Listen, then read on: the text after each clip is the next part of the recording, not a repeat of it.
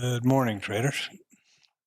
It is 8:03 a.m. Central Standard Time, 22:03 here in Southeast Asia. It is the 11th of February, 2021. Had a pretty interesting phenomenon yesterday with this live stream. I've posted a video about it. It says YouTube error. All of a sudden, I was sitting here watching the market, and out of the corner of my eye, I caught a big yellow bar across the streaming software, and it said the stream had been canceled. And so I started figuring out what was going on, and they said they had turned off the stream because of some community content violation or something like that. I don't know. So I dug around and found the way to appeal that, and told them, that this is the exact same content I've streamed now since this channel began. And I didn't know what was up, but please tell me. And come to find out this morning, I got an email back that says, sorry, we looked at it and you're right. It was fine. There's no violation. And that content is posted back up. So, it's the hell out of me. But anyway, we'll see what happens today. Never know. It was just, it was pretty funny because I was not even talking. I was watching, listening to in on another meeting, so I was off audio.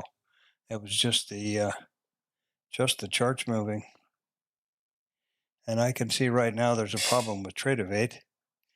If you notice, the chart's not moving at all, but it's now all of a sudden it's taken off again. So that's kind of disappointing. Damn.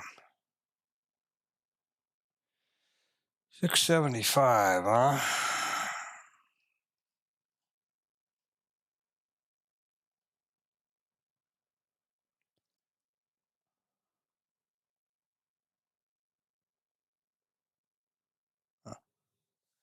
Well, that doesn't seem to be too right either. Definitely above value area highs, 703. That's pretty close. See what happens if we look at the big daily here. Well, you can certainly see that big drama that happened yesterday. I'm so disappointed that right in the middle of that stream issue, it would have been a tremendous short, obviously. Let's look at the bigger market here. We are risk on again today. Saddle is 643 on the NASDAQ. And financials are, well, it's not a flight to safety because the bonds are, the 2-year and the treasuries are all also in the green here today. So it's kind of a mixed bag. See what gold is up to. A little bit higher, not much. So that's kind of interesting. We've got risk on in the equities, but the treasuries are doing all right also. Well, anyway, our daily chart is obviously an uptrend. Higher highs, higher lows. It hasn't stopped for months. I think this is the 11th or the 3rd of November or something like that. Yep, 3rd of November. So yesterday was a beautiful opportunity here. And this Globex now is bobbing around. We'll see what they're going to do. Once again, the Globex folks have put in, oh no, they have not put in an all-time high. It doesn't look right.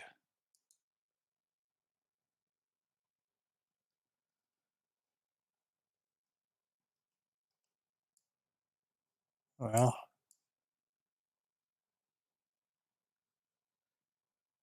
okay. The charting was boogered up. There's our open.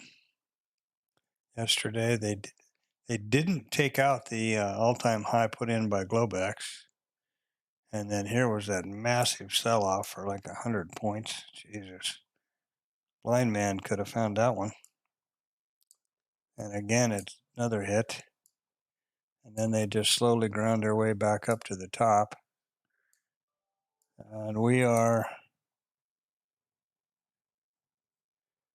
now trading right here. So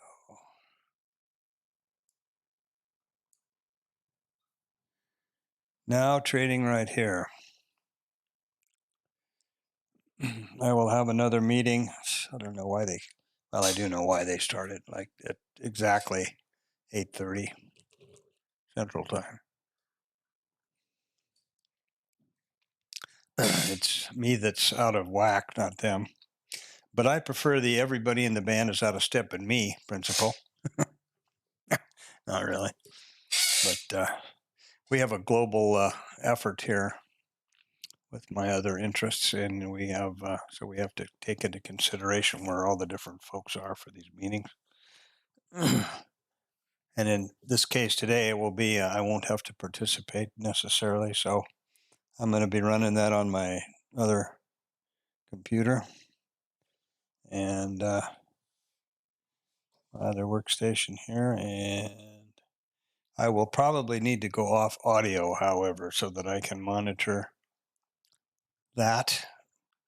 And that means I don't have my new microphone set up yet here, so that I would be able to talk back and forth. But that's soon to come. That I think I'll go with the SM7B. It seems to be the one. Not quite sure what's going on with these current viewer story here. Up and down and up and down and up and down. I don't know what's going on with that. Maybe it's the algorithm coming in and checking to see if I'm doing something wrong. I don't know.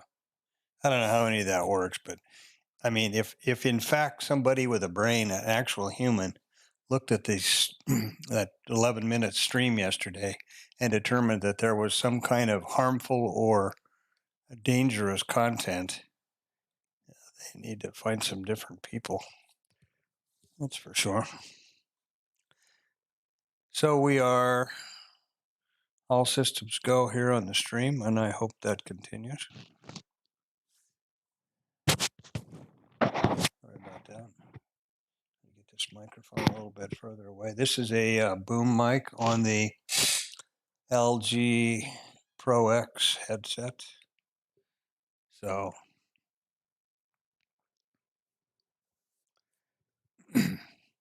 sure disappointed I missed that move yesterday. Could have been the move of the. Could have been the move. Huh. Something's happened to one of my charts here. There should be a 5-minute chart here. This would add a new tab. There should be a 5-minute chart here, which I normally use during the Globex because I don't have the TPO and the market profile set up to run. And I always like to monitor a 5-minute with the 20 range. That's kind of interesting. What happened with that, I wonder. Let's throw that on here.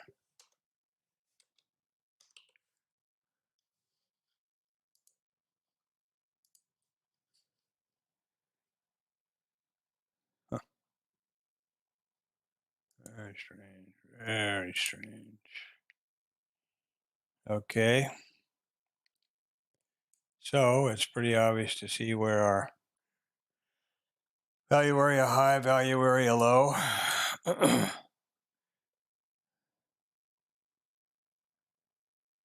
From the yesterday's regular trading session, and little bit of a double profile up here. Distribution. This is the 5-minute now for the Globex. Same as you see over here. You see how that my profile changes colors so that I can spot in an instant where my regular trading hours or Globex profiles are. Obviously, when it's the current day, you better know where you are or you better stop trading. But when you look back at a group of them, it's nice to be able to pick out Globex or regular trading hour. So we'll see if this continues on here. Once again, I apologize for the abrupt end to the stream yesterday. It was obviously a technical difficulty beyond my control. There's a video posted up there that says YouTube error 10:02:21. If you are curious, you can see the emails they send out. All new to me. It's ridiculous that they did this, but it was well organized. You got an email right away that said, what was wrong, and that only you could look at that video or that content and to go to this page. And unfortunately, I didn't take screen snaps of all those intermediary pages there because I was just trying to figure out what the heck was wrong. My first thought was I'd been hacked or the stream had been taken over by someone or some group, but that wasn't the case at all. And then you have an opportunity to appeal, which I did with obviously I had nothing to hide. I even be very careful not to curse. I like to think that I have a good enough vocabulary that I don't need to drop the F-bomb every 5 minutes. So I don't even do that. And, when they say it's dangerous or harmful or dangerous content, I thought, what the hell is that?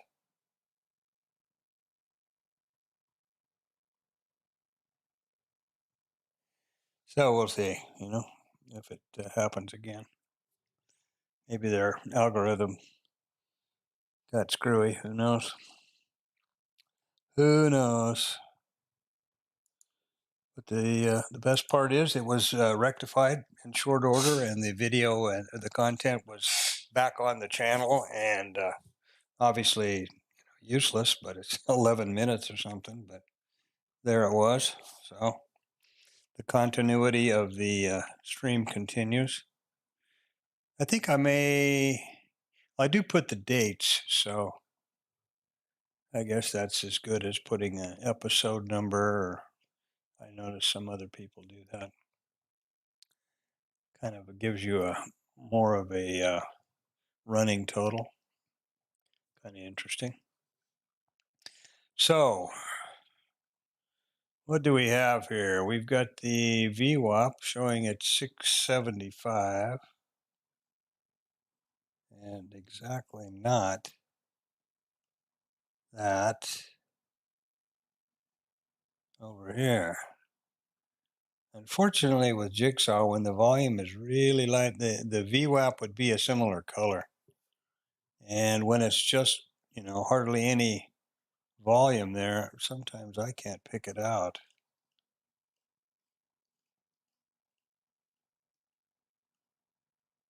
But I don't see it there at all.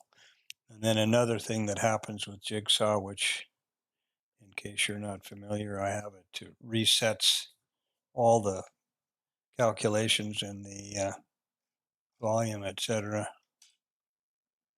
All resets with the new market start, new session start. I'm sorry. I like to do that because it's obviously there's no question that it's visual, and Jigsaw is extremely efficient and light. So I know for sure if the charting data and the other platform here is dragging or behind or something's going on. And to me, it looks like it's dragging. We're down there. Yeah, we'll see. It's moving, I guess, but it just every now and then it looks to me like it's not moving enough. But we'll see. It's we're about 10 minutes to the open here, so that's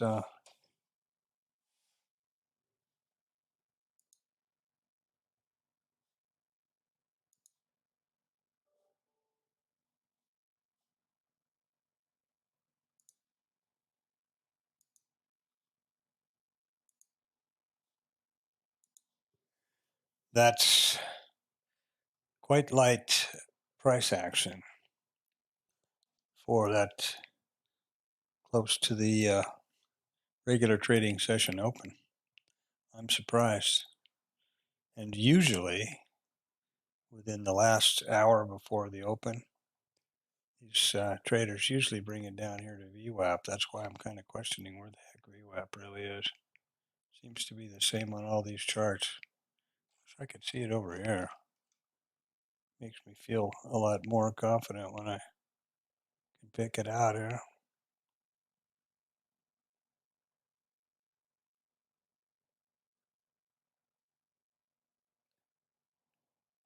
I'm assuming it's floating right along in here, and I just can't see it with these real small volumes.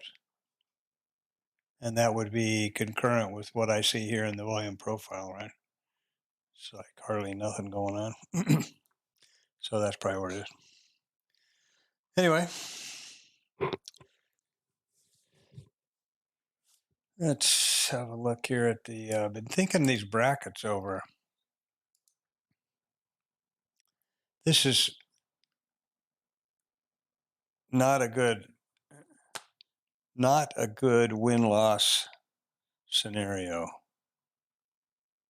And I have to, tomorrow I'll do a stream with the tool. I'll try to finish up the Holy Grail with the second video. And then I will look at that tool, which is I demonstrate there at the end of the first Holy Grail, part 1 or whatever I call that video, to get my win-loss idea straightened out here. The way this is working is we got 40 ticks of profit, 32 ticks of stop loss, and when the price action gets to 22 ticks, the stop loss jumps up to 21, or 5 points in a tick. The problem is this is 8 ticks. This is, let's call it roughly 5 ticks. So if you stop out, every time you're going to be 3 points behind, you're going to be losing 3 points every whack. So I either have to adjust this based on the volatility or down here. Obviously, if you take your trades, it's another story, but take your profits. But what's been happening lately is we haven't got maybe 1 or 2 trades that recently that have gone to the full profit. And so we've been getting 5 points in a tick, which is certainly better than a sharp stick in the eye, but it's not a good win-loss ratio with your risk here at 32 ticks. So I need to think that one over, and I will do so on stream so that it's articulated for my reference later on and for anyone else's benefit.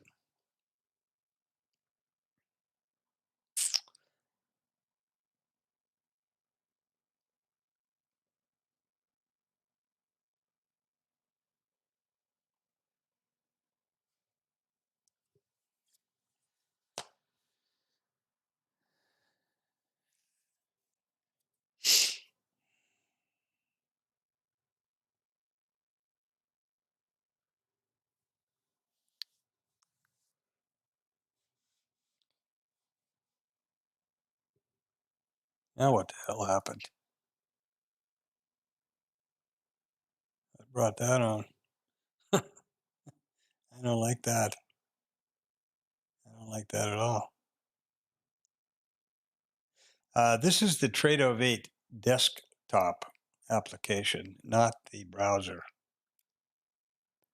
That was pretty weird. I don't know what that was. I know it's not my computer because the computer is brand new and got more than enough horsepower to do what we need doing here. So I'm not at all concerned about the computer. Now, this, my trading setup is on a Cat9 from the switch to the computer, and it is a fiber optic high speed into the office. So there's about a 4-foot Cat9 cable from the switch router, and it's fiber optic to the router. And every time I check, my download speed's about 300 Mbps, and my upload is somewhere around there. So more than enough speed, even through this pandemic, which I was pleased because uh, everybody and their brothers on is on the internet nowadays. I wonder if it would be interesting to know how the internet traffic has increased through this time with everybody at home and working from home, etc. Be interesting.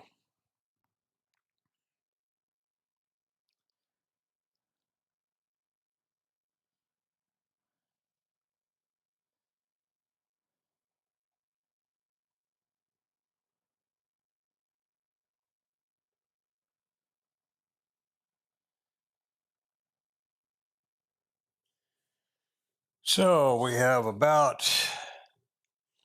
5 minutes to go here.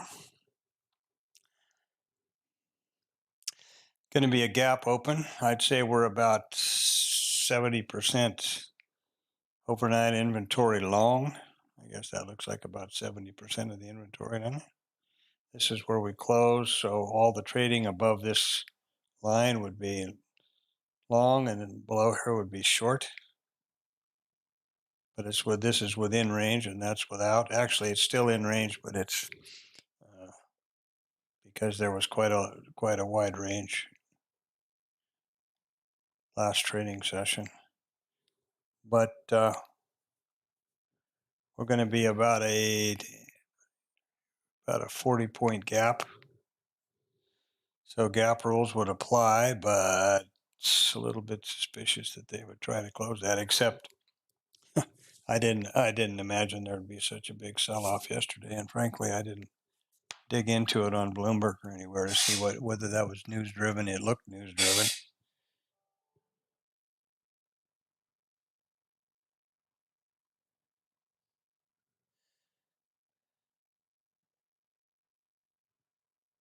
And 5 minutes till the open.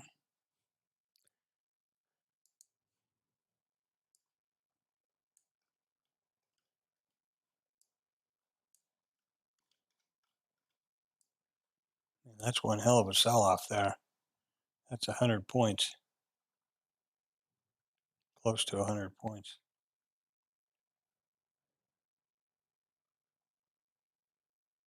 30 minutes in.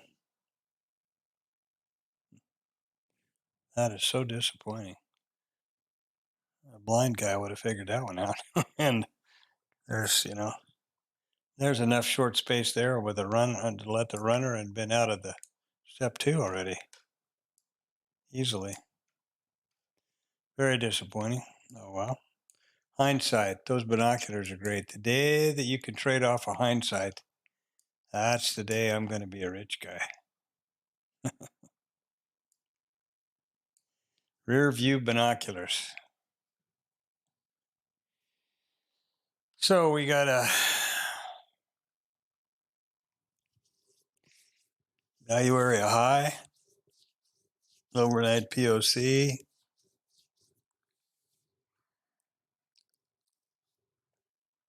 643. There's settlement right about there, just below our Globex POC.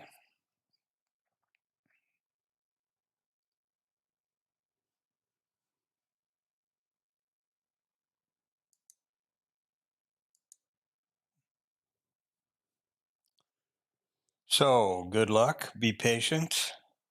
Remember that your one and only objective is to be able to trade tomorrow. All the great ideas, the great back testing, the studying, the screen time, does you zippity-doo-dah good if you don't have risk management and trade management, and you blow up your account.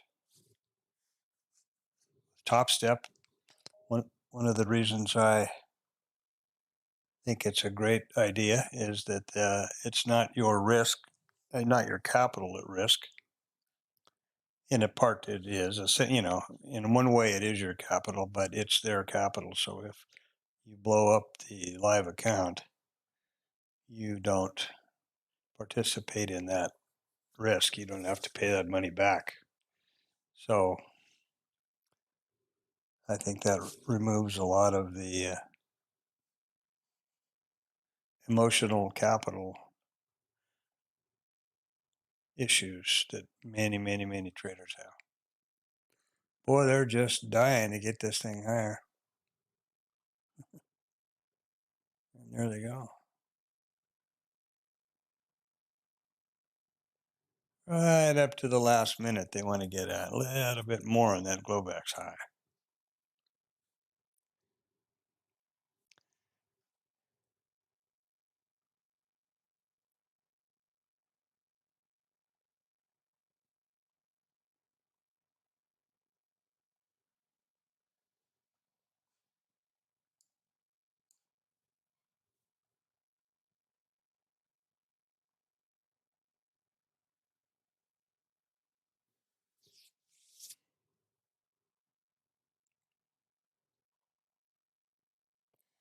And we're going to open here at about now.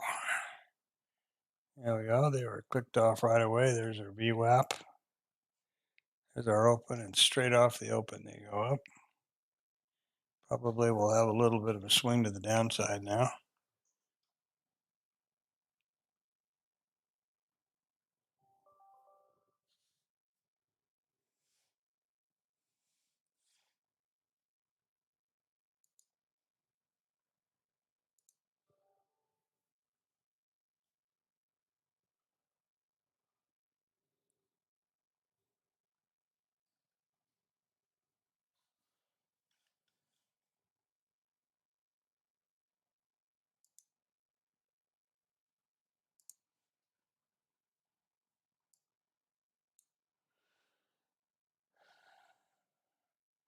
Well, there's our regular trading hours high from yesterday.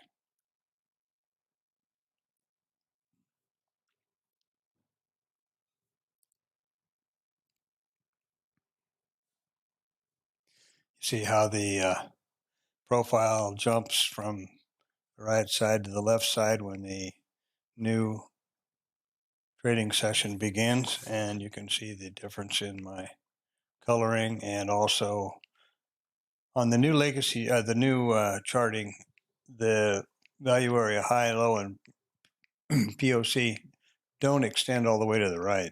They used to on the legacy, which was kind of handy, but now that I'm used to this, I know what I'm looking for. So not a problem. Buyers are in control here, I would say.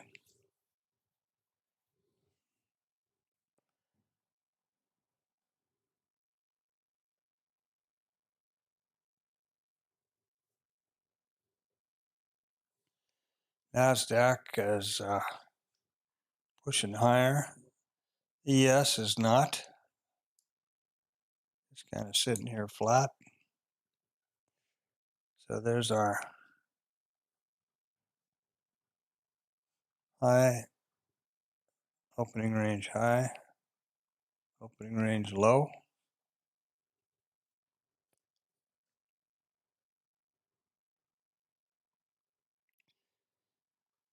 Tight range. A lot of volume going in there. Wow. Well, not a lot. Looks like a lot because there's a big long line, but it's 486 contracts.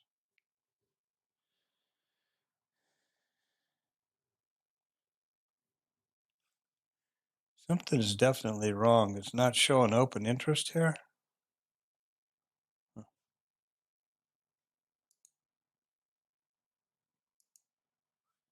Oh, that's not good. I don't like that kind of stuff. Don't like that. Real tight consolidation range here at the tops. I am going to start my meeting audio on my other workstation.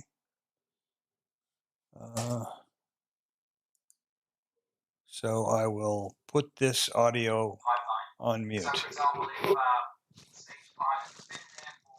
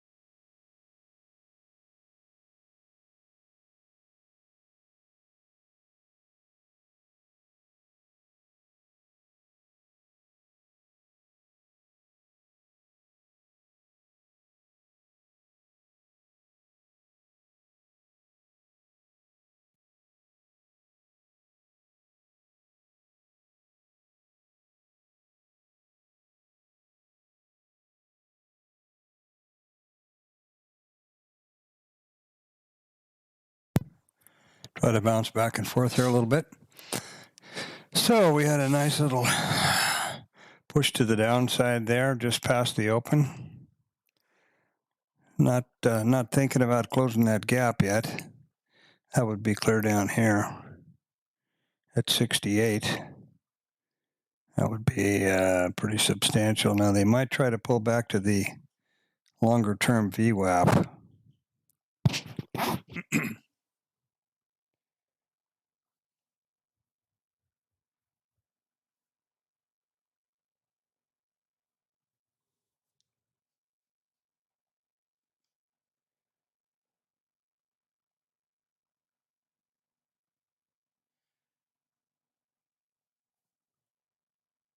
Right there on that big number.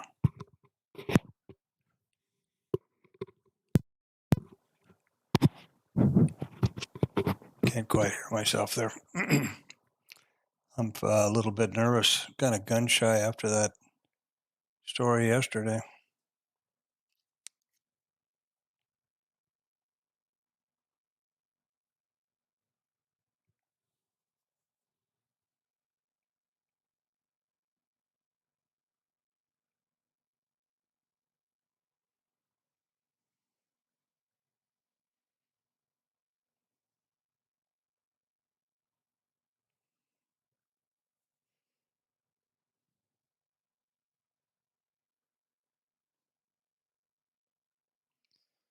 Buyers are definitely engaging here.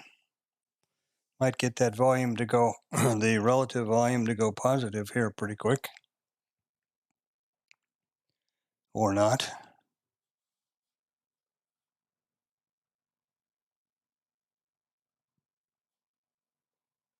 Okay, I'm going to need to jump over to my other audio here. They're keep up with what they're talking about.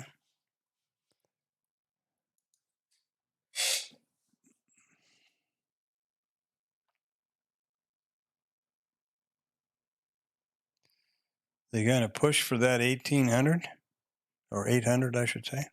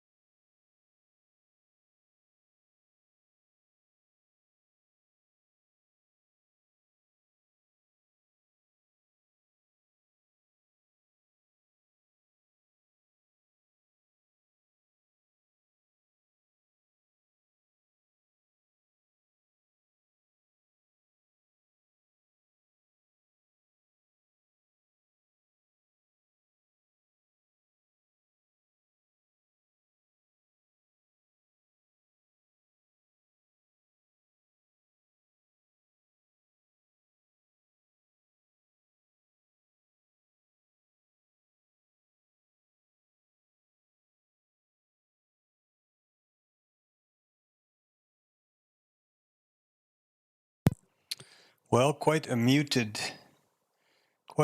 open today here with not a lot of crazy volume or volatility. Got about a 40-point swing from the low to the high, 45. Very, very narrow value area here, and POC dead on the center. So I'm thinking they might try to make a run down to might try to participate to the short side and see what happens there. There we go.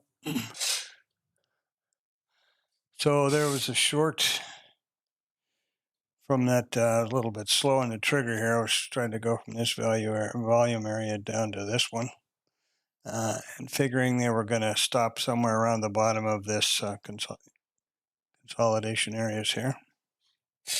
And that picked out all right.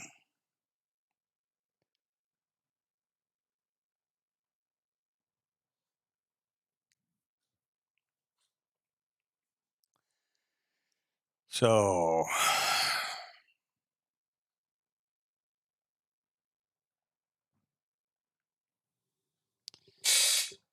there we go for an extension on that downside, probably to the VWAP, this trip down. But I am a little bit scared of them lately. They've been holding out in the middle of no place. See, they're doing the same thing again. They come down here. What has this got some value from anywhere? Well, high volume area traded during Globex. So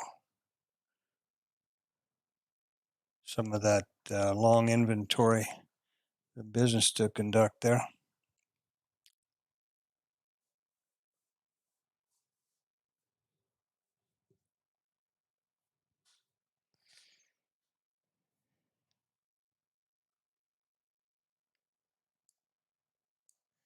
Try to open that up a little bit so it's more visual. So we're 1 for 1 short. See if all this is working okay. Pretty comprehensive performance center they have here on the Tradovate platform. So our expectancy is 200 and 370 commissions on the round turn. We were in that trade 7 seconds. And there we have it.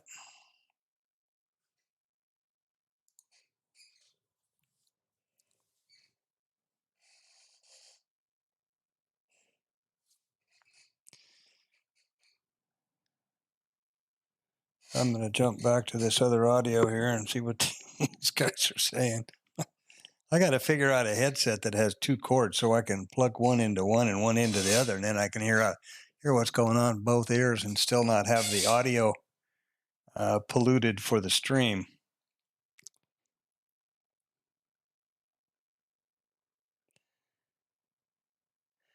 I'll be able to deal with that actually when I have when the new mic gets here, because it's not part of a headset. It's a Shure SM7B. I think that's what I'm going to go with, and it will be. I'll be able to just mute that off, or have it be live and use the headset for my meeting, and then my audio will still be have good integrity for the stream. That's the plan. But for now, it is what it is. So I'll be back in a flash. I hope this mute's working, or you're going to hear a lot of nonsense you won't understand.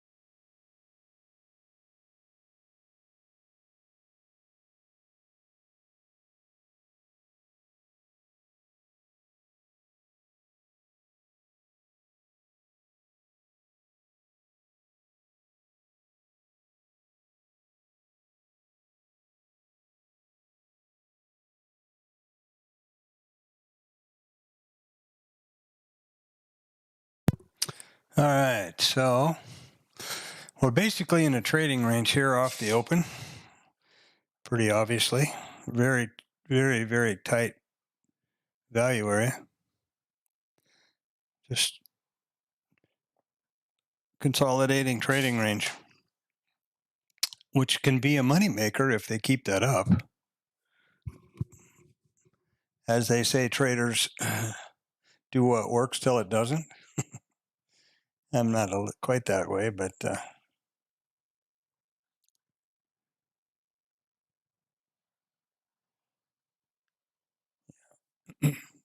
we'll see how. With that tight trading range, you can't really.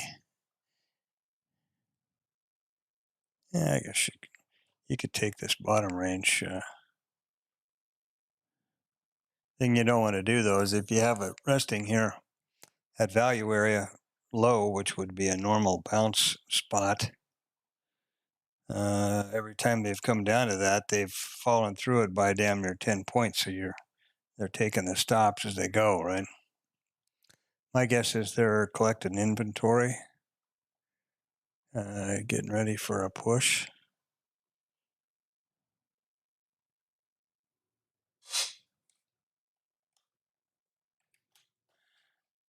Question is push which way?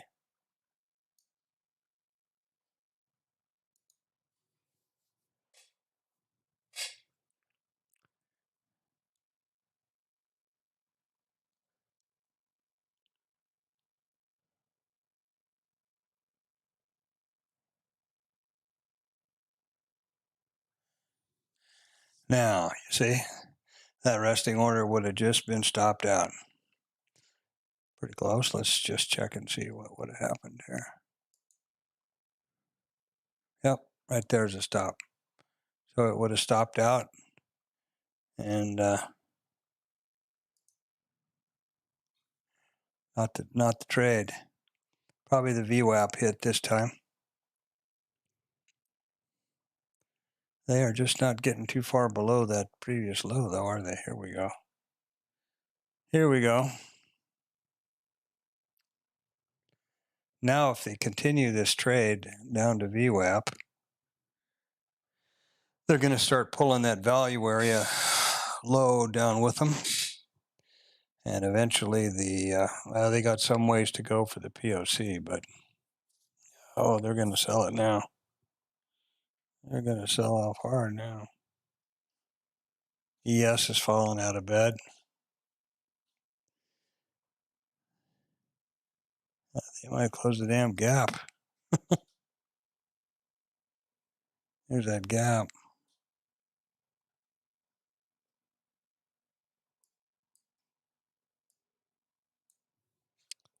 Wow, shucks.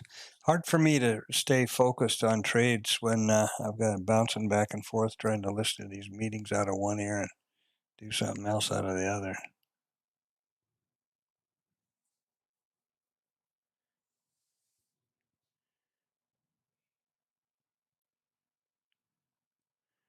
They're going to keep going, and I'm not going to be on it. That's kind of disappointing, but then FOMO is a beautiful thing, right?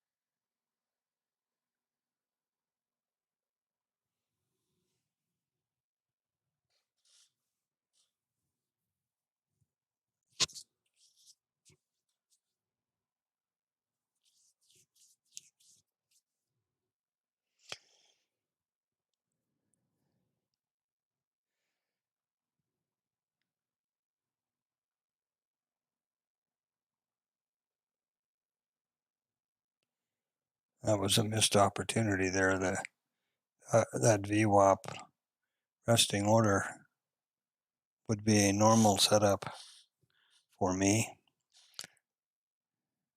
Picking a bounce, and there would have been the taken out that trade.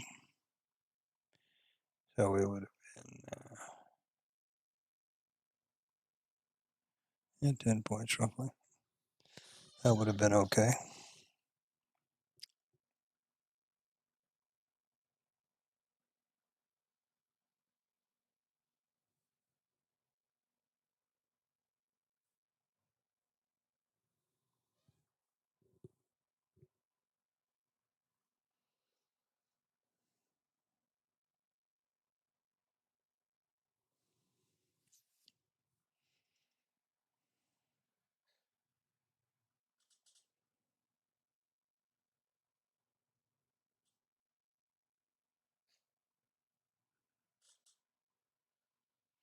Always tempting to try to take these bottoming trades like that after it's hit that bottom so many times. It would seem that the probabilities would be high that level would fall, but that's not something I've tested out. Just a lot of conversation about it from other traders, but I don't think it's a high probability play here on that short. Awfully close to the value area from yesterday. A lot of traffic here. They did trade through that single. Let's see what happens here. Now this would be another VWAP test, but the first test is the best, right? So this is the one that would have worked. Whether this is going to or not may well do, but I try not to push my luck.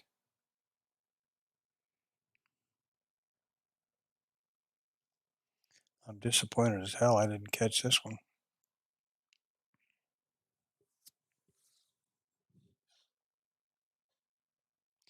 And that VWAP bounce test wouldn't have worked. So there we have that. Now they should trade up to the value area low, get through this low volume area. But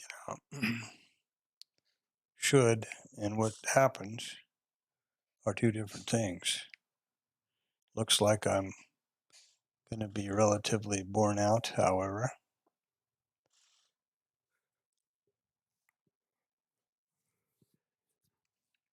It's one thing to say and have observed those kinds of price action. It's another to put your money on it, and I'm pretty risk conscious until I get through this step 2 here. Want to get that over with as little pain as possible.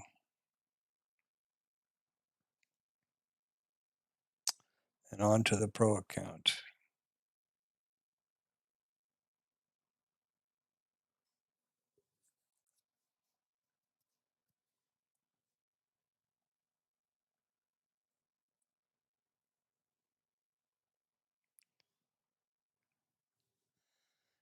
Got a proper little trading range again. There we go, up to value area low. And this consolidation here, a lot of traffic, resistance area. POC hasn't moved down. If they get back into that value area, it's usually thought that it would trade across or at least back to the POC. POC is riding right with that sigma 1 here. Sigma 1 or 1 standard deviation. These lines are just 1 standard deviation each from VWAP up and down. This is the cumulative delta, and this is the relative volume. Those are the only indicators or things I have on the chart apart from the volume profile.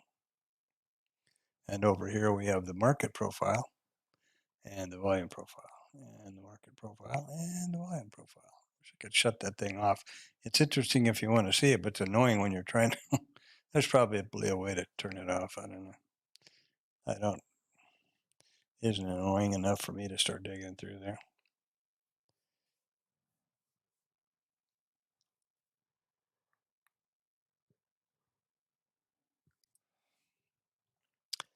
I wish I could reformat the chart times down here on the chart. That I use a 24-hour clock on all of my computers and everything, and that's how I think. So when I look at this, I have to stop and figure out that that's 2300.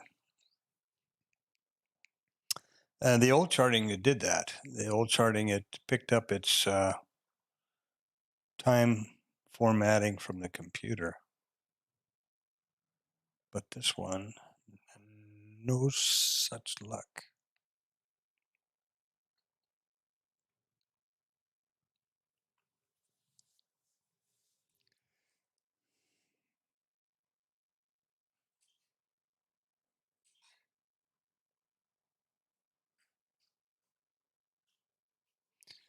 So there's a pretty clear consolidation area or trading range.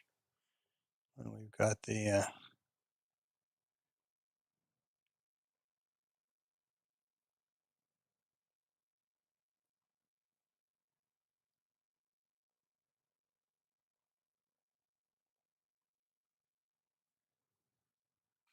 there we go. No sooner do no sooner do I say that than it falls right through. That low is sure holding. Wonder how many times that's going to get hit and not go away.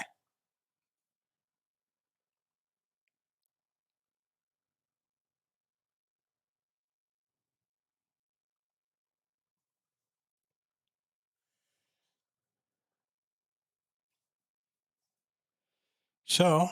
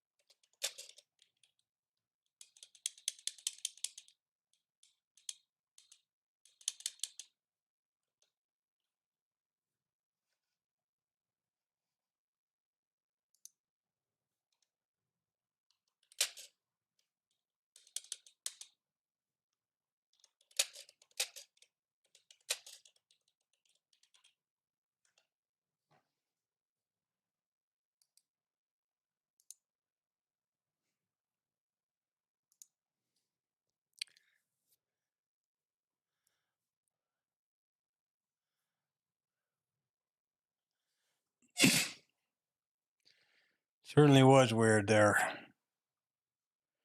Took me quite by surprise. I just was shocked. I turned my head and there's this big yellow bar up there at the top where normally I see the stream health and all those things. And I thought, oh crap, now what? I thought I'd gotten the stream had been hacked or something. And then I just to goof up in their algorithm, I guess. But they straightened it right out. And as I said earlier on, it was well organized. It was a well organized mistake.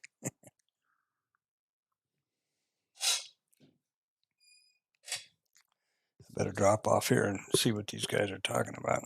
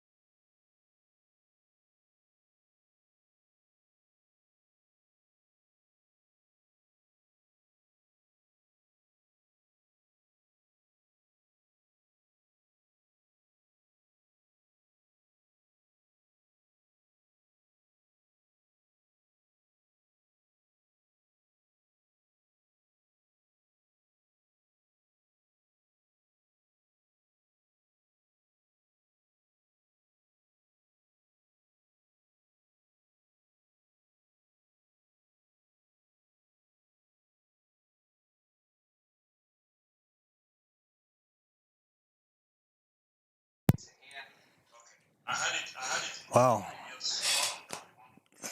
Certainly getting tighter, huh? Just compressing. Gonna go one way or the other.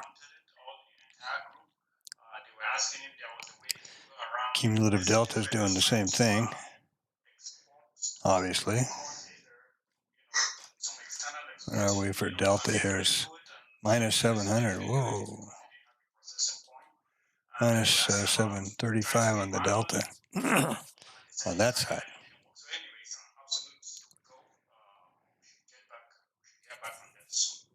Well, if you set the quote limit up to a 4, that's the price, and then we got the money in there, so that's good. Good job. The other thing that I need to touch on, Talos as well. You wanted to add attribute. We were there last week for almost the whole day. Sorry, I forgot to turn the audio off in the other computer if you heard that racket in the background.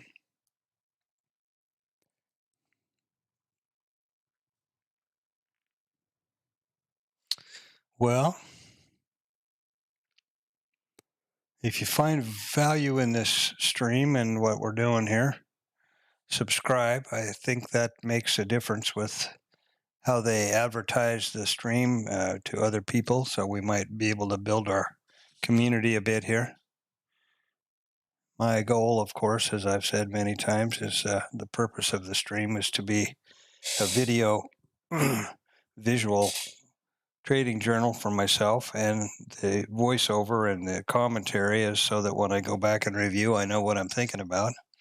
And hopefully what I say and do will be of some value, and it would be just great if other people could come along and, a year from now, everybody's consistently profitable and successful traders. That would be great. I'm no professional anything here. This is all my opinion, all that disclaimer stuff.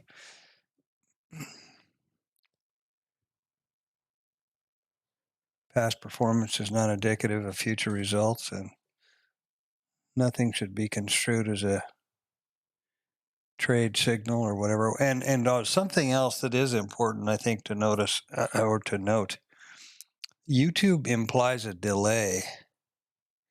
So trying to follow my trades, or, well, first of all, it was a 7-second trade, right? So how, you got to be pretty quick on the trigger. But the point is, the market is going to be several seconds past that with the delay that's imposed by YouTube. So it would be not a good idea, or dangerous for sure, to try to copy the trades.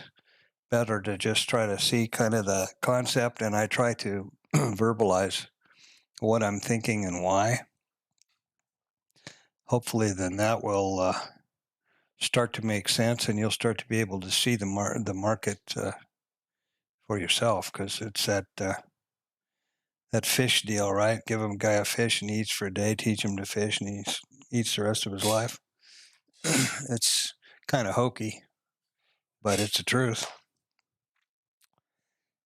And my goal and my revenue model is absolutely not to be an internet star or a YouTube star and make a lot of money off that. It's everything will always be free here. And hopefully we can just all get to that point that we want to get to. My goal is consistent profitability.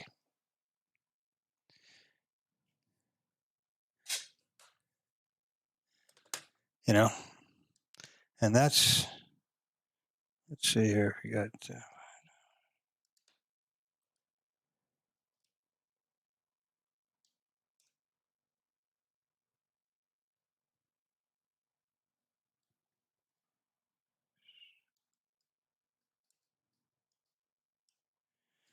I think there's about 200 or 220 trading days in a year. Let's just say 200.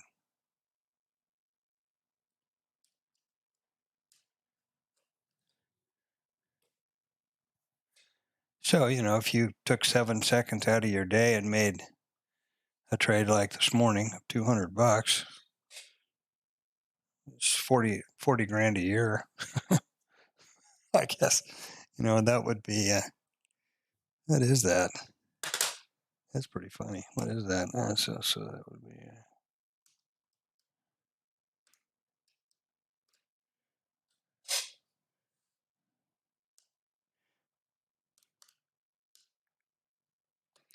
well, that would be 1,400 seconds or 23 hours. So that would be the equivalent of getting paid $40,000 for, depending on how many hours in a day you normally work. But, say you only work 8, that's 3 days work, 40 grand in a year.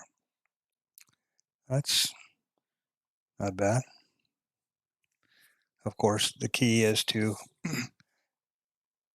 define what edge you can have, that you have, and then use the laws of probability and scale and get as many instances as you can over time.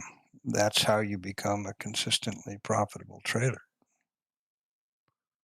It's not about how much money you did today, or it's about how much you did in a month and how much you did in a year, and that's where it really works out.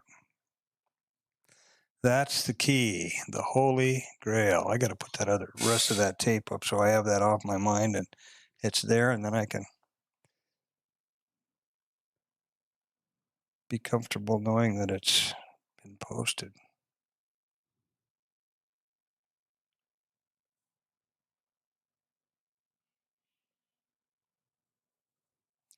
Tight consolidation. Wow.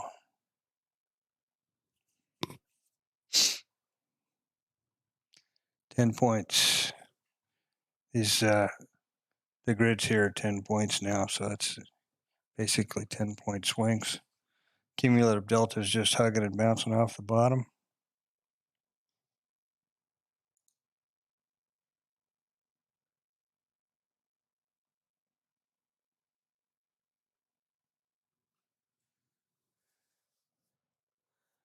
And this could go on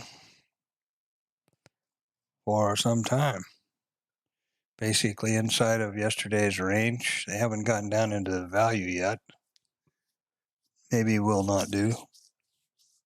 Then they also haven't tested the highs. But they did take out the Globex high, which is, that stat has been satisfied. I don't remember the last time it wasn't. If you're not familiar with that stat, is that I think it's 93 or 96% of the time, I forget. The regular trading hours traders will take out the Globex high or Globex low. And you can look back on your charts, it's easy to see. And it is it's not a tradable stat, doesn't do you any good really, but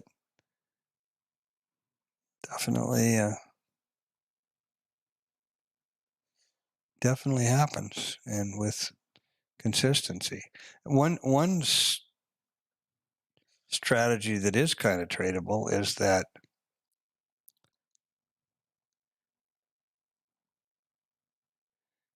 if you do your percentages on how many times it takes out both high and low, and that's not nearly as frequent. I think that's about 24%. So if you've put in a high and you trade down near the low, and you want to take a nice asymmetrical trade where you have relative, like say you're down here at the 620, right? And you go long, you can put your stop down here under this value area low. I mean the Globex low, and there's only a 20% statistic that it will take that out. So it would give you relatively good asymmetric trade location. But it's, with the NASDAQ especially, there's pretty big swings. And so That's not a trade I pay any attention to be honest with you. But it's one of those interesting statistics out there. And it's they're true, so proven.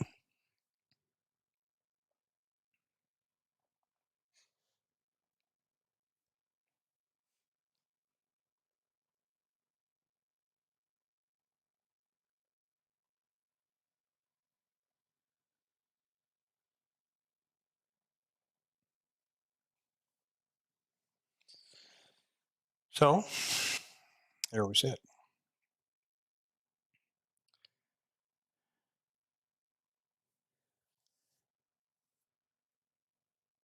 Not much trading down there because this POC, they did move down. They did widen the profile value area out a bit, but they haven't done enough trading to move the POC down. So you see the volume has now dropped negative. So they're just barely able to move around the zero line.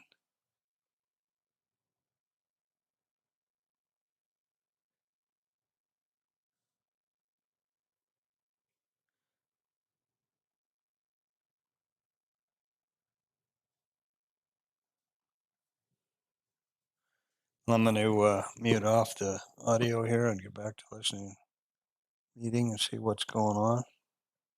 Be back in a few.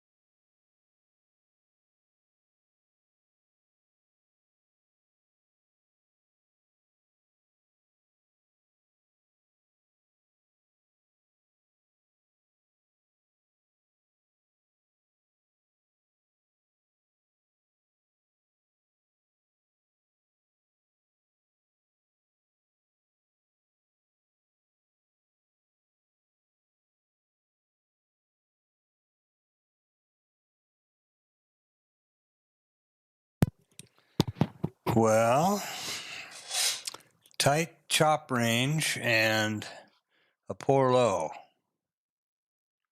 No excess.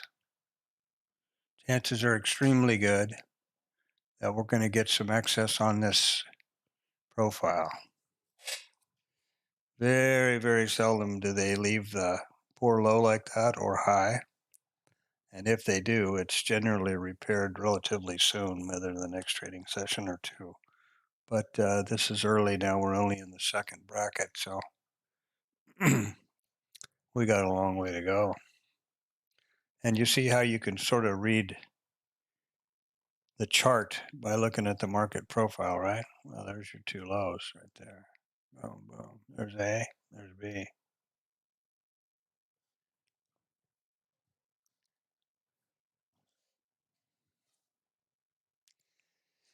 It's essentially just a 30-minute chart. These are 30-minute brackets.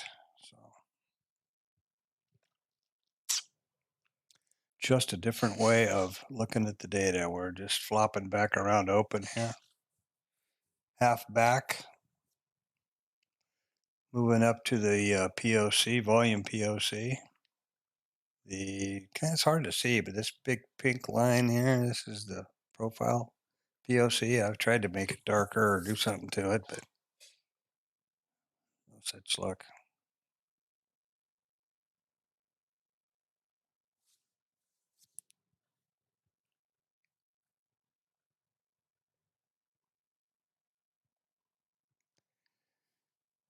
This movement up is based pretty much on the ES, I would think. Coming back up to the value area high here and all this heavy traffic right here. There's a lot of work to do to get through that.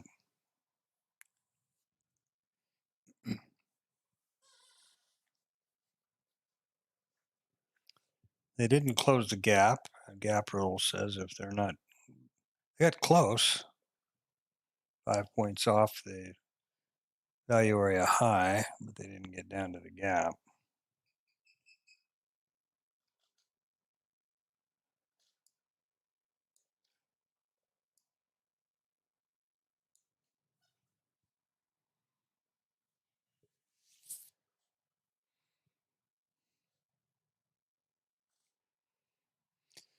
A lot of chop there. Looks to me like they're waiting for something. There's no news out today or that I'm aware of. Let me just have a look at that. What that calendar says. Oh, didn't want to do that.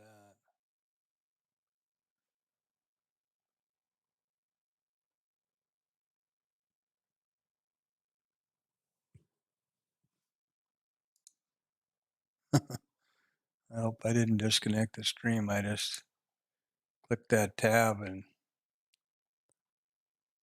oops. Looks like everything's all right.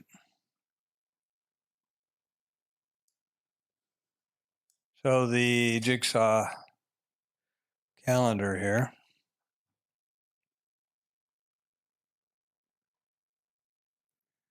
Nat gas in about 7 minutes. Nothing else that I see.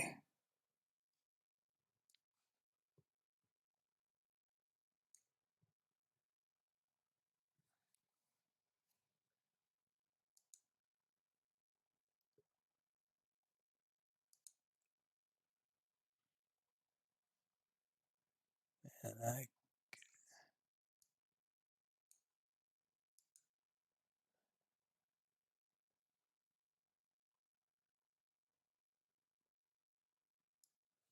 here's the Jigsaw TopStep dashboard. So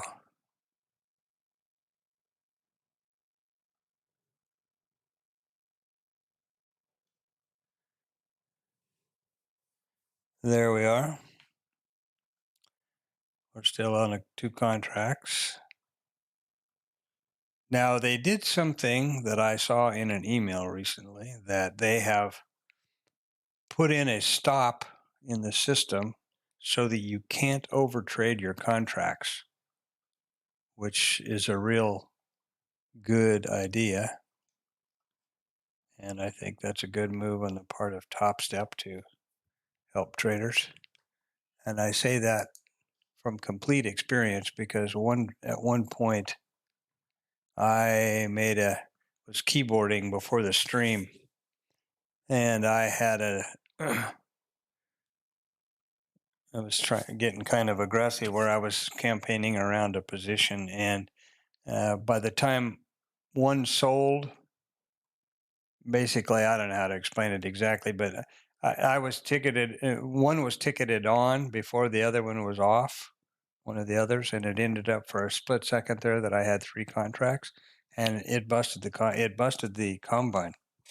And now, according to the email that came out some time ago, into last month actually, that has been prevented in the software here. And actually, if you're not on the TopStep version, you can go down here and you can do that manually.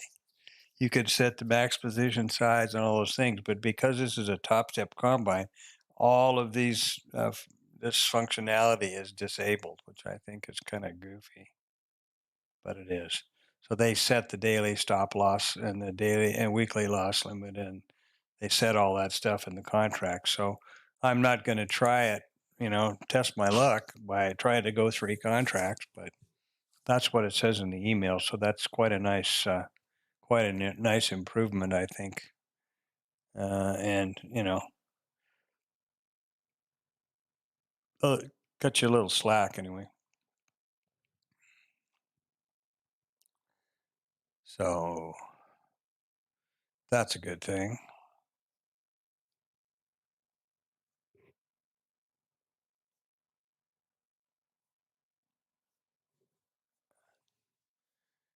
I hope there was no hiccups in the stream there. Everything looks good. Some viewers, that's nice. Welcome. I think if you could take a second and hit the subscribe and maybe the thumbs up thing, I think that does something with the YouTube algorithm, that they start to push it out more on other people's streams. Not streams, but your YouTube setup app, so that we can start to build more of a community here and get some dialogue, and won't just be listening to my rambling voice here all the time. You can exchange ideas with fellow traders, and I would really welcome and look forward to that dialogue, and I'm sure there's a lot to learn from y'all.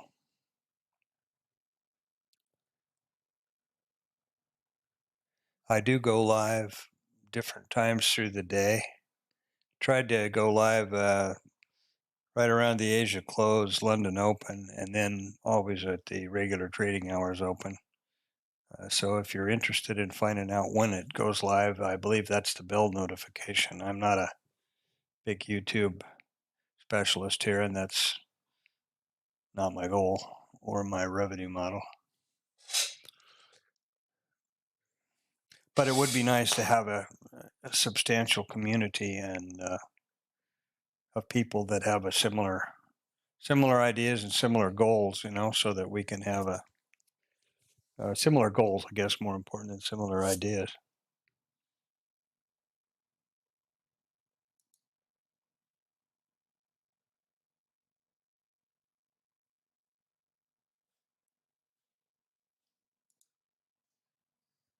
Be nice to get feedback from other folks.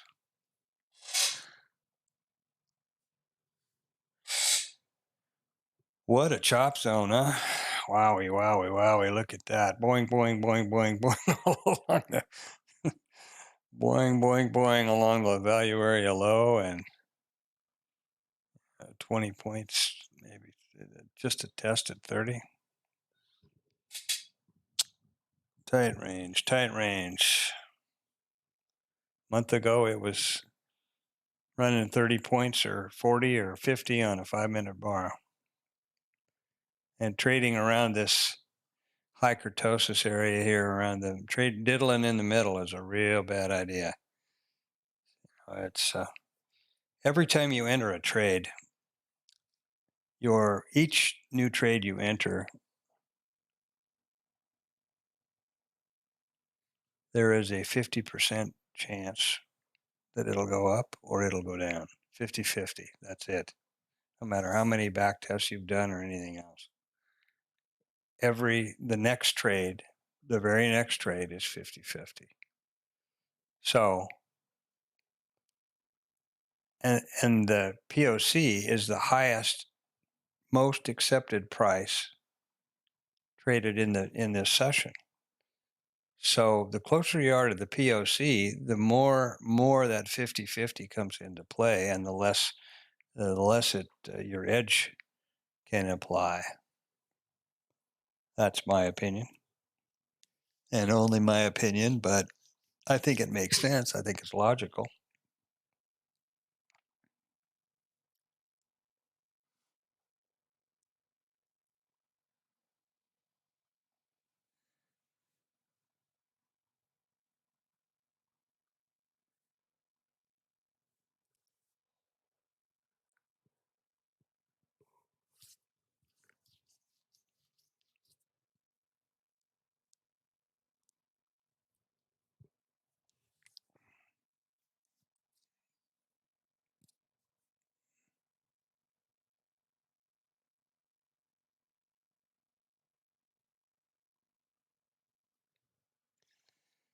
Oh, come on.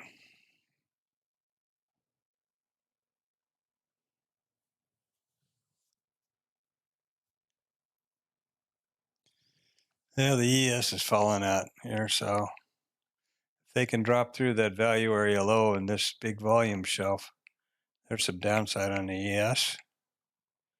That would have an effect on us, and that would bring us down towards this poor low that we have here.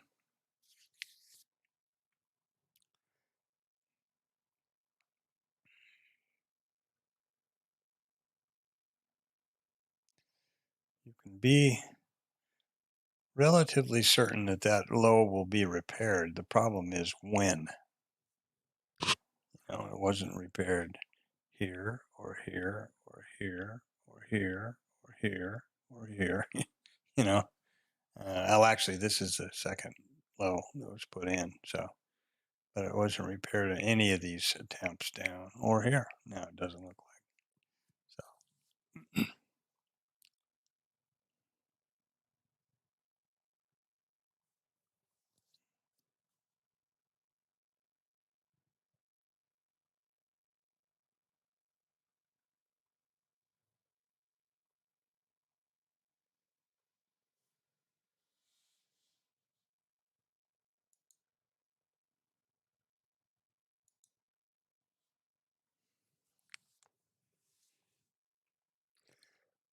The fact that it may go down there and probably will before the day is over is one thing, but it's not a tradable edge unless you're in a account position where you can have a lot wider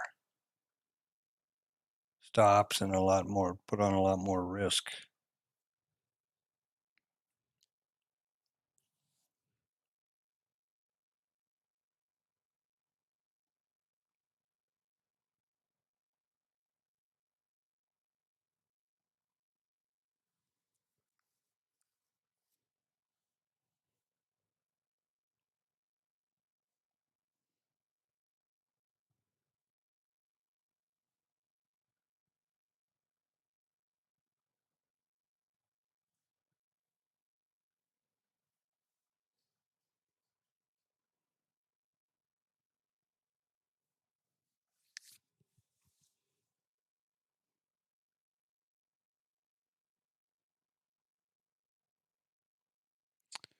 And we're into the third bracket. And still, now we're three wide on the bottom.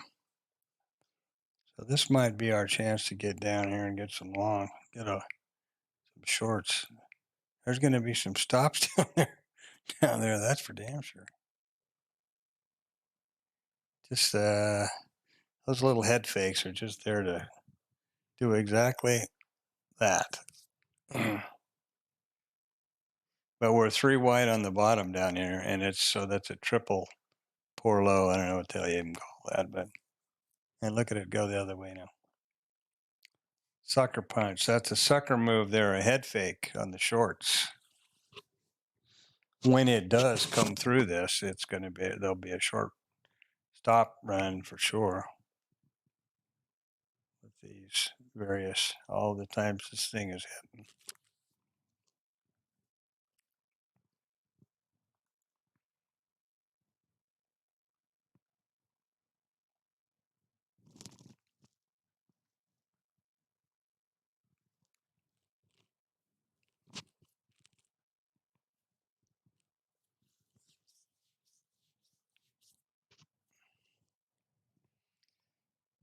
Oh yeah, right in the middle the whole damn day.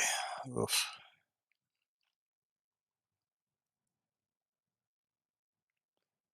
Just trading over volume. An open auction with very little price discovery.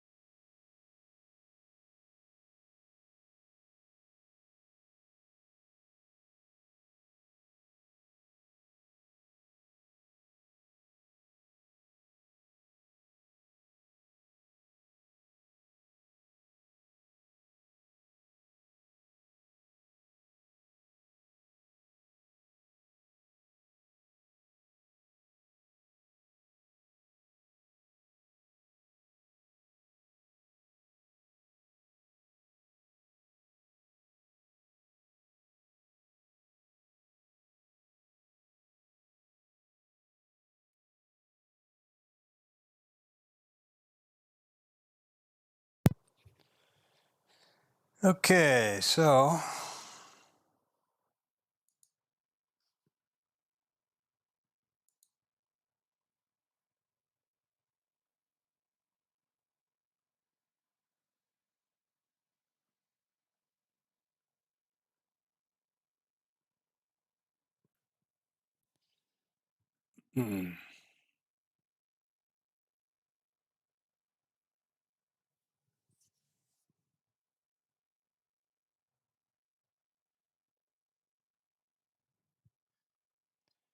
right in the middle.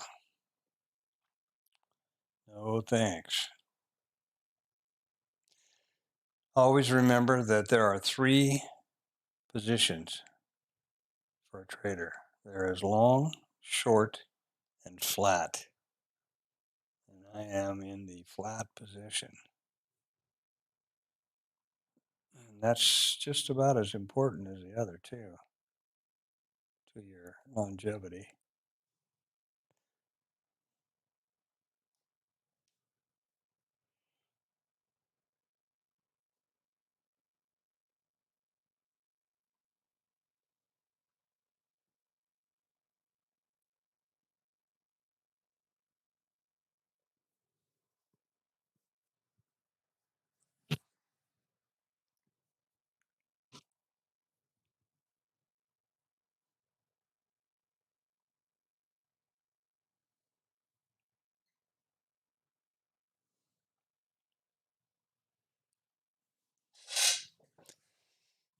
Well, I'm pleased that YouTube has decided I'm not a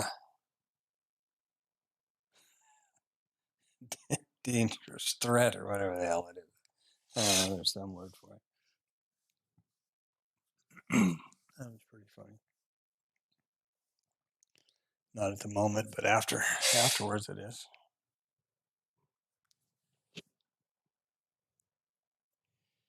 Well, they did trade it across value. Now what are they going to do? Take it up? Well, maybe. Quite likely possibility now they'll trade it up to this value area or volume node here.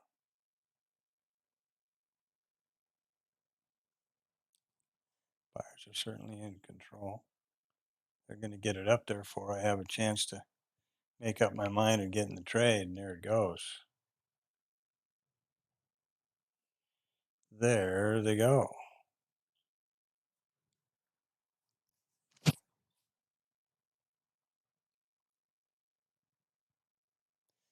As rotational as this day has been, I won't have a resting order here for the value area high bounce thing. Let's see what happens now when they get there.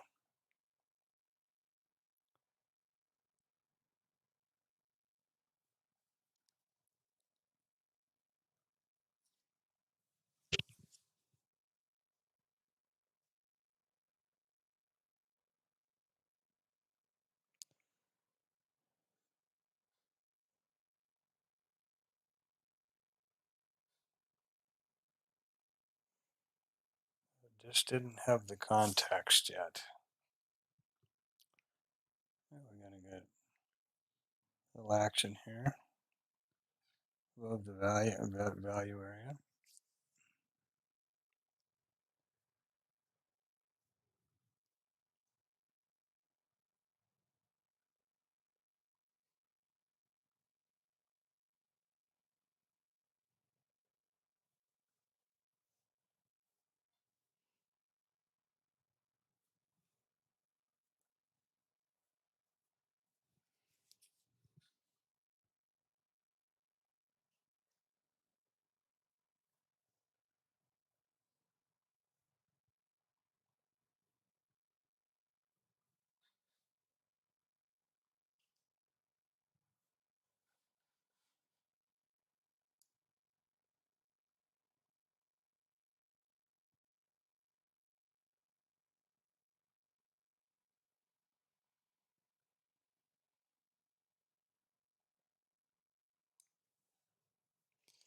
So this kind of a market is kind of hard to trade from my point of view. At least I don't have some conflicting, something else going on here. What have we got? Something from Teams. Let's see what that's all about. Chat.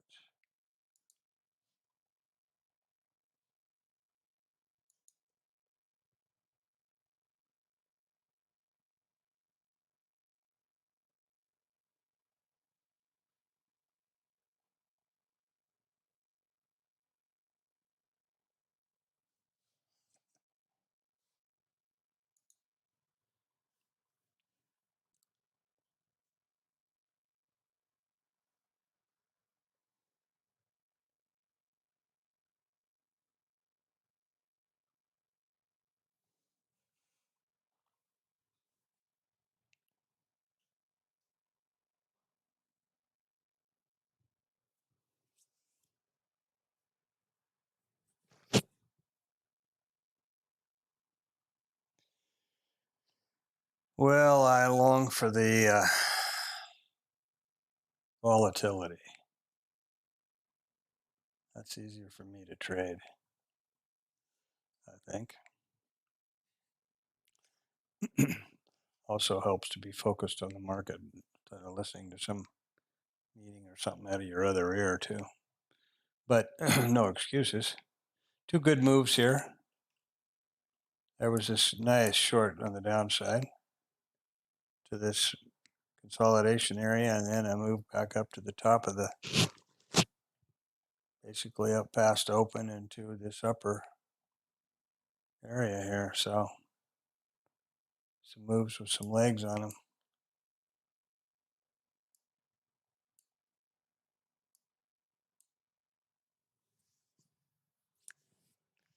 Now they're going to trade it back and forth again.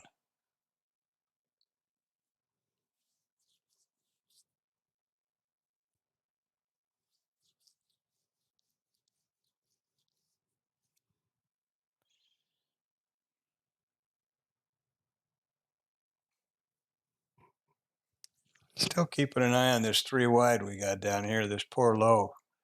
I don't know if there's a word for that or not. I don't think so. Been a while since I was an active student of the market profile, but it's definitely a poor low.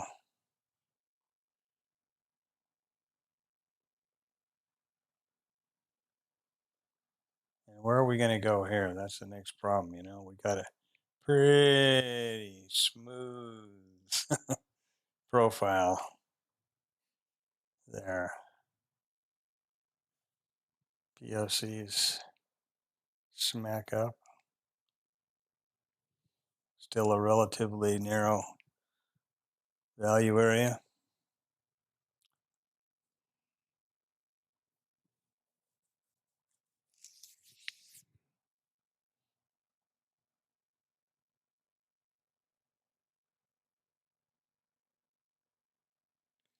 I don't really see.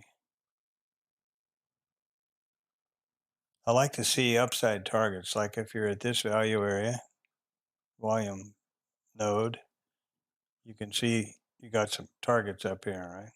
Where's this going? New high? That's what I mean. It probably will, but that's this is an accepted price. The more volume, the more contracts traded, means the more this price was accepted. The less. They got up here, nobody wanted to know about it. Nobody wanted to buy it.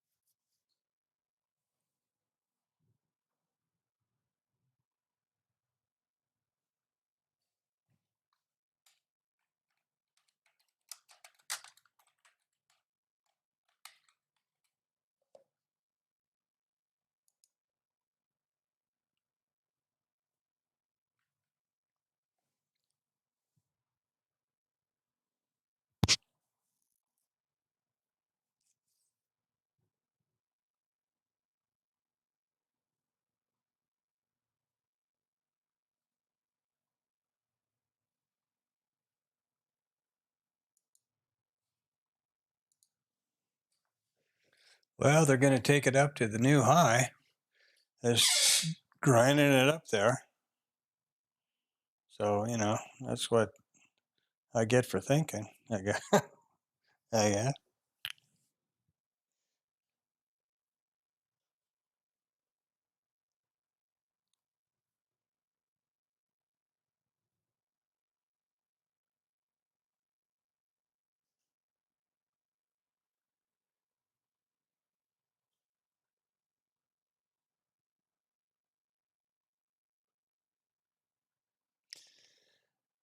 Always trade what you see, not what you think.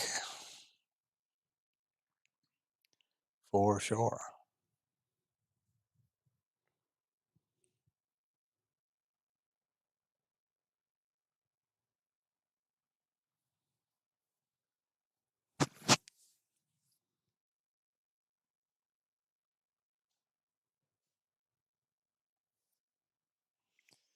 So, seems like every time I go to get a glass of water or type something on my other machine and turn my attention, then it does just what I was thinking it was going to do. But I missed it, and I got over the chase it stuff a long time ago. I hope. I like to think I did anyway.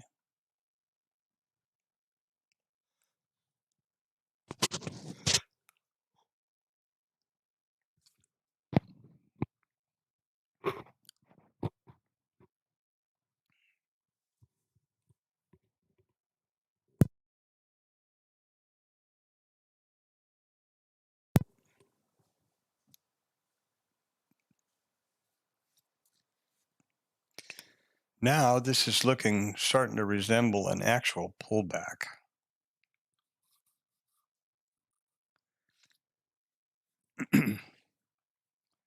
But so what? Where's it going to go?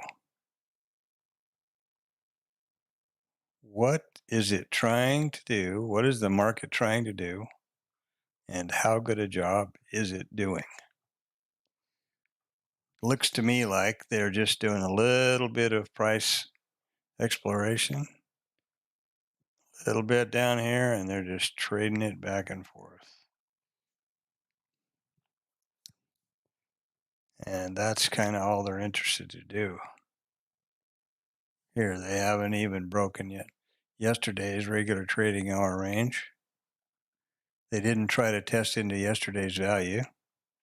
We do have a triple bottom, triple bad low or poor low here on today's regular trading session that might get repaired in this session, but you can see what this P-shaped profile here is definitely short covering. And they got down, they just traded right down to the end of that distribution and weren't at all interested in getting into the tail. Now this is the Globex profile. This is the regular trading hours profile.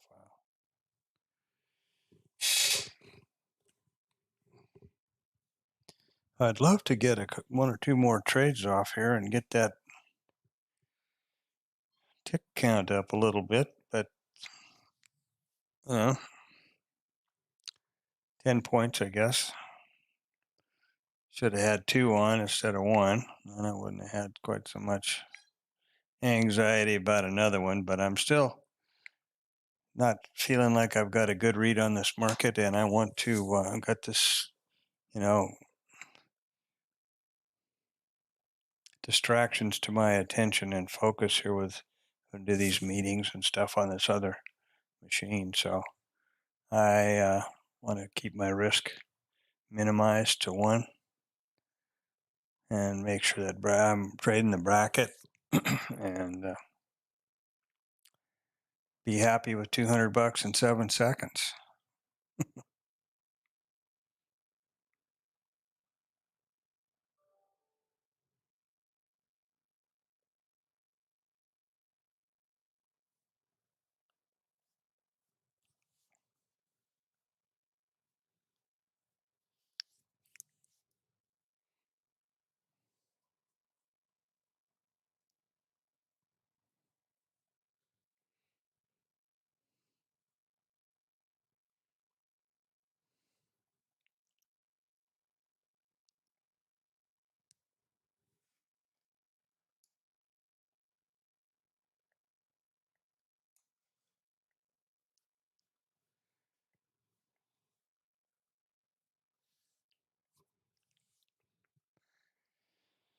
So it's 4 minutes to midnight here.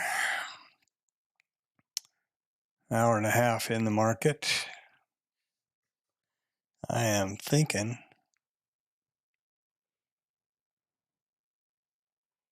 that I may wind this stream off. I feel quite pleased that the YouTube drama didn't turn into a real drama and that that's all sorted out. Looks to be fine at this point.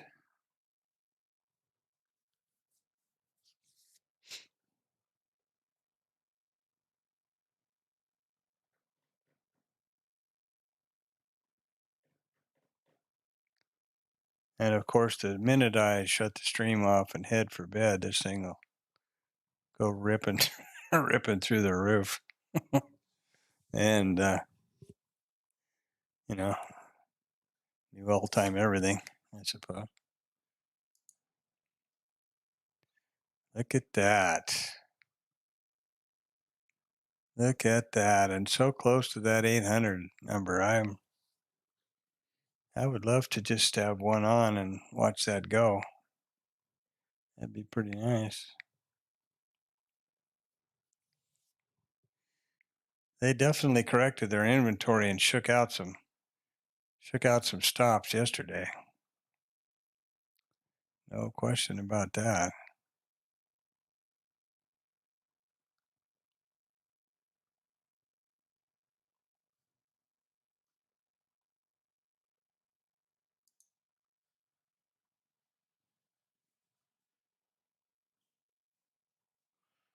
So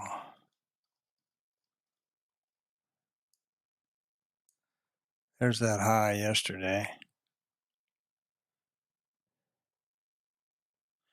They've taken out the Glovax. They haven't gotten up to that yesterday's high.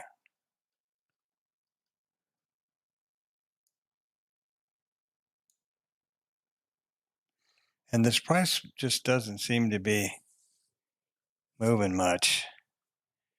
Quite a bit of liquidity on the book here, but fairly evenly balanced.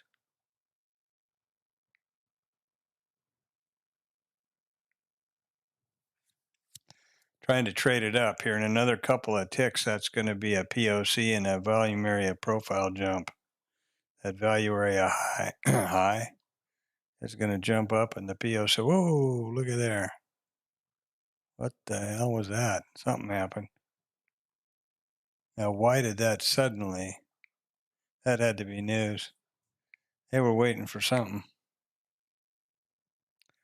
They were waiting for something. Well, hush my mouth. What I was getting ready to say was just a little more trading, and they'd have the POC up here and the volume area high up here. But now they've taken it clear back to VWAP, and now the market's starting to move a little bit. So what brought that on? Big sell-off on the ES. Big 5-minute candle down.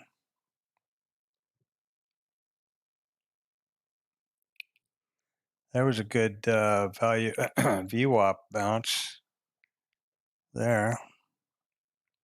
POC down.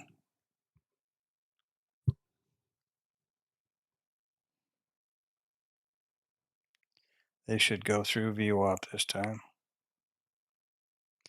They may come down and repair this low. Now,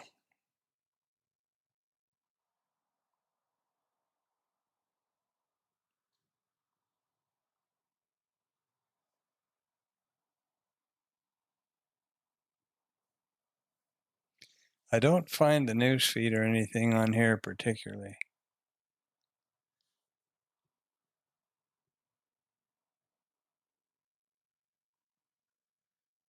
I guess that could have been the jobs claim.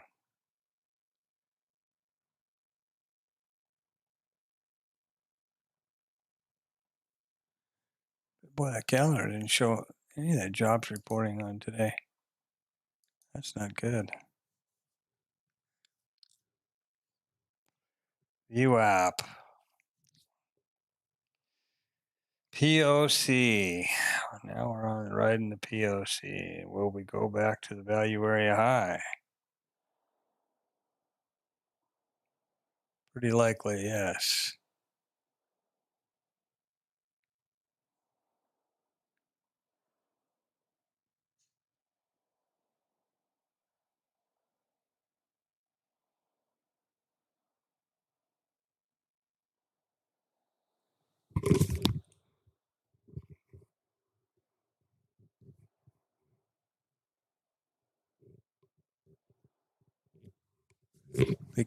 Big fireworks display going on out here in anticipation of Chinese New Year.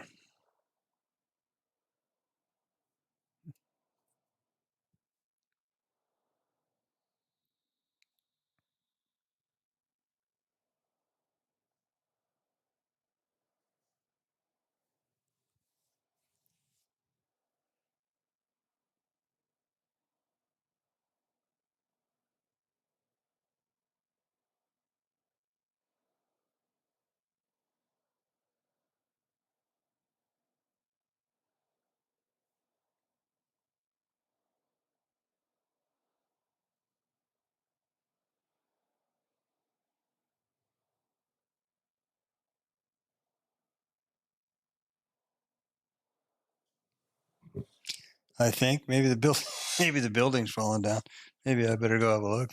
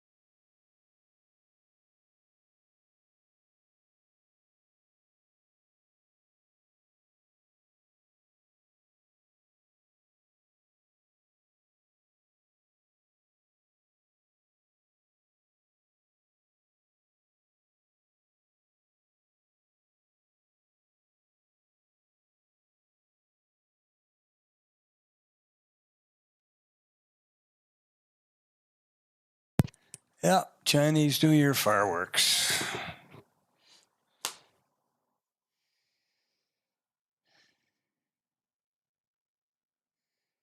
So another consolidation area here.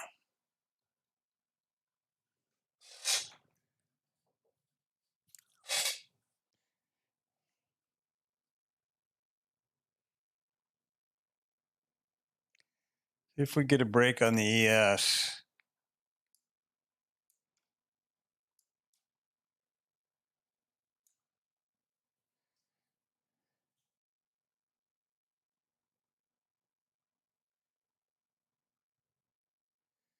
And they just are not getting even.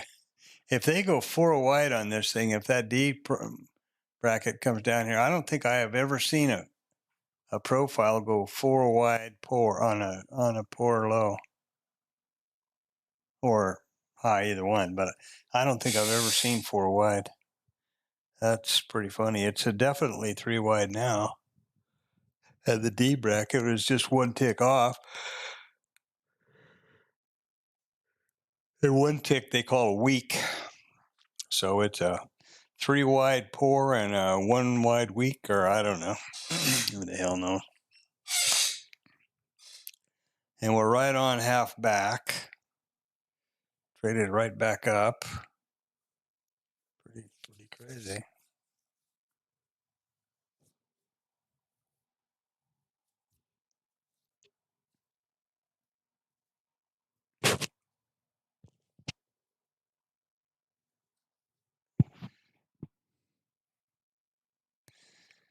Yep, Chinese New Year. So if you're Chinese, Gong Xi Fa Chai.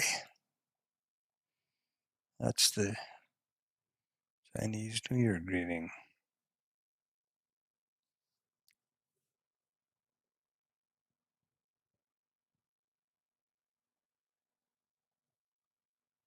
Interesting country here.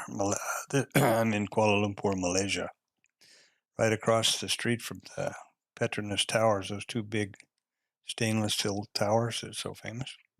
But it's an interesting culture here because there's a huge population of Chinese. There's a large population of Indians from India. And there's the local population of Malay or Bumiputra. So lots of holidays. Everybody gets along really well. It's quite a nice, peaceful, pleasant place to be. I've been here for 10 years. Just back now. I've been in Houston for about the last year or so for this other business and for trading, but get back here with the pandemic, so we're hole up. We're hole up till the pandemic and all that nonsense eases up.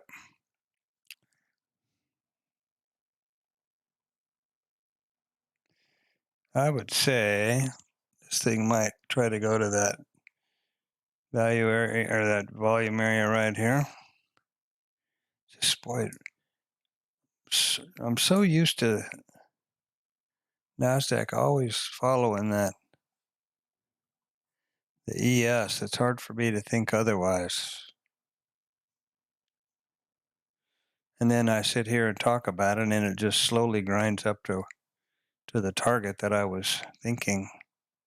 This value area high and standard deviation and the volume node, there's a lot of things at the same spot there. We'll see what happens.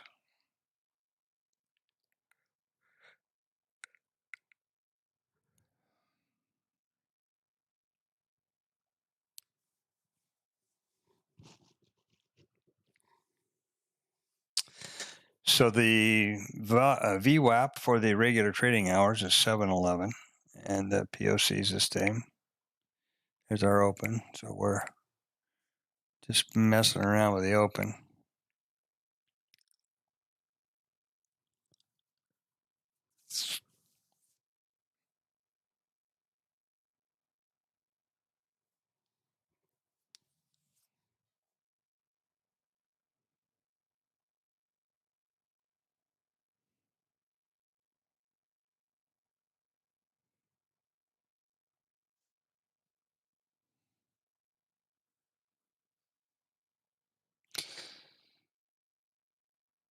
I'm thinking that I will call it a day here, now that it's already Friday. And a holiday, Chinese New Year.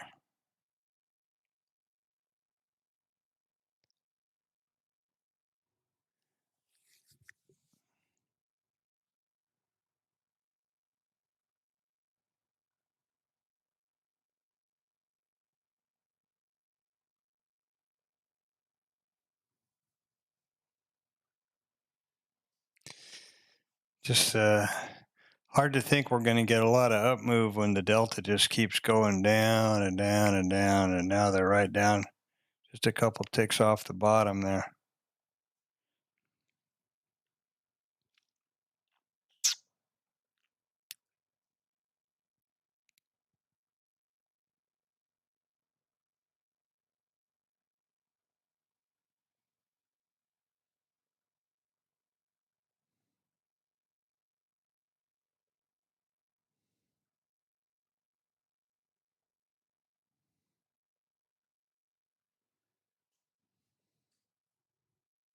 I'd say going to head down. They're going to get down here and correct these sooner or later, and now the ES is looking like it's going to fall out of bed pretty hard. We're hanging right on half back in the VWAP, POC.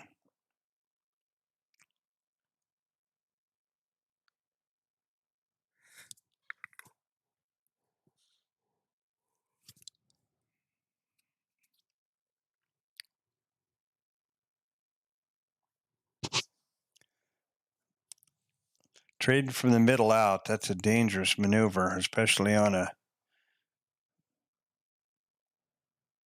profile shape like this, because there's been very little excursion to the extremes. Value area is well defined and well traded.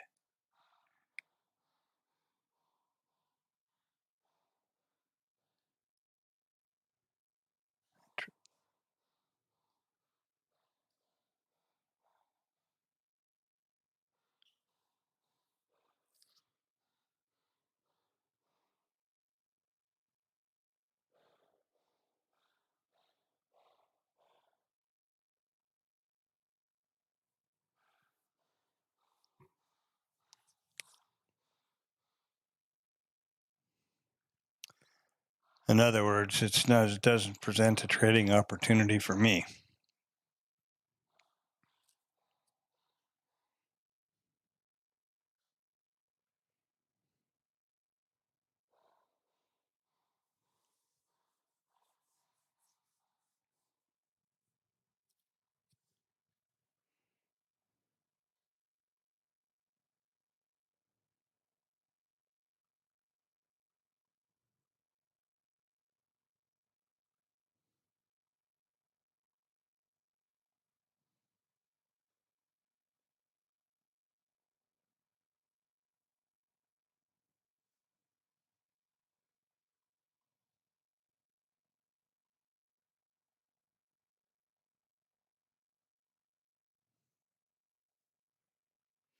And I didn't have too good a night's sleep last night, so I'm getting a little tired here. I don't want to push my focus.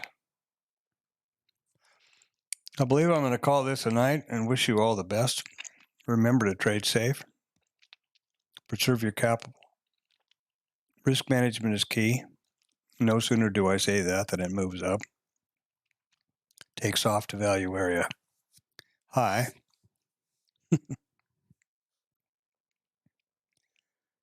But I